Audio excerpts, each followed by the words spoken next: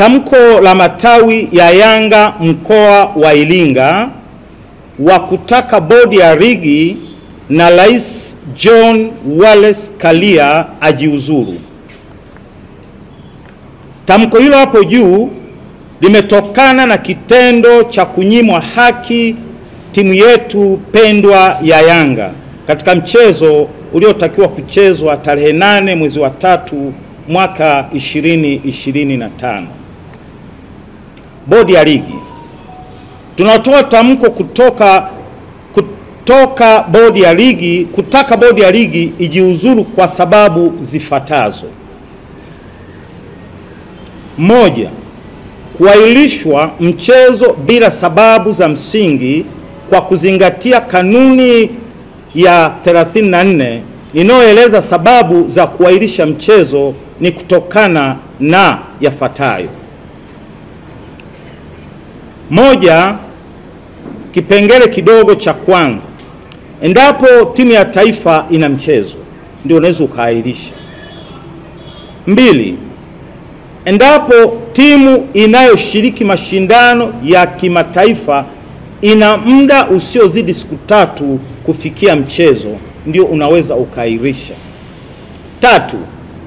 Sababu ya dharura yenye misingi itakapokubaliwa na TFF. 4. Endapo kutatokea matukio yaliyo nje ya uwezo wa kibinadamu ndio unaweza ukaahirishwa mchezo, yani yasiyotarajiwa wala kusababishwa na timu husika. 5. Endapo wachezaji wasiopungua 3 wa kila timu wataitwa timu za taifa. Ukiangalia sababu zote hapo juu, hakuna sababu ambayo ingesababisha mchezo ule uahirishwe.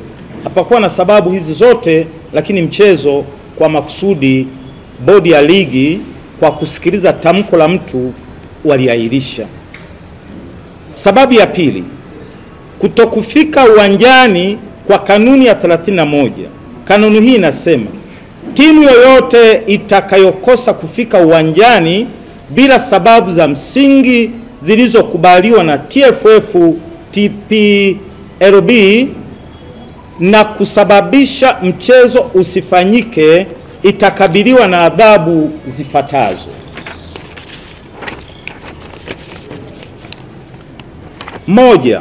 Kutozwa faini ya shilingi milioni 5, ambapo shilingi milioni 2,500,000 zitachukuliwa na bodi ya ligi na shilingi milioni 2,500,000 itapewa timu pinzani. 2. Kulipa fidia ya maandalizi ya uharibifu wowote unaoweza kujitokeza. 3. Kupokwa alama 15 katika msimamo wa ligi na viongozi waliosababisha jambo hilo kuchukuliwa hatua zaidi za kinidhamu. Bodi ya ligi ilishindwa kutekeleza kanuni hiyo hapo juu ya kuiadhibu Simba na kwa kugomea mchezo. Kwa hiyo Simba walipogomea, bodi ya ligi haikuangalia, ilichokifanya zaidi iliamua kuahirisha. Kwa kanuni hizo hapo juu 31 na 34, ni dhahiri bodi ya ligi walikula njama na Simba kuahirisha mchezo huo usifanyike, pamoja na bodi ya ligi yenyewe kupitia barua taarifa yao ya kucheza kwamba Simba hawakufuata mwongozo wa kutoa taarifa kwamba wangefanya mazoezi katika uwanja husika na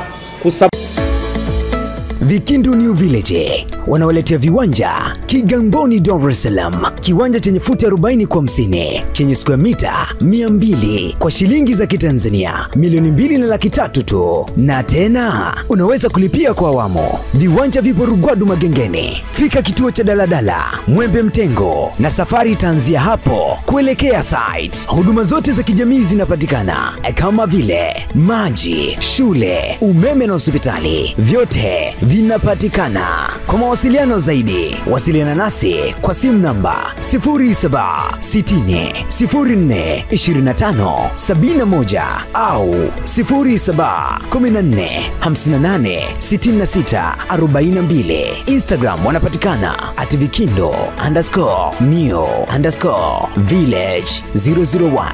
Ukiwaza kiwanja, waza Vikindo New Village. Kiboko kabisa.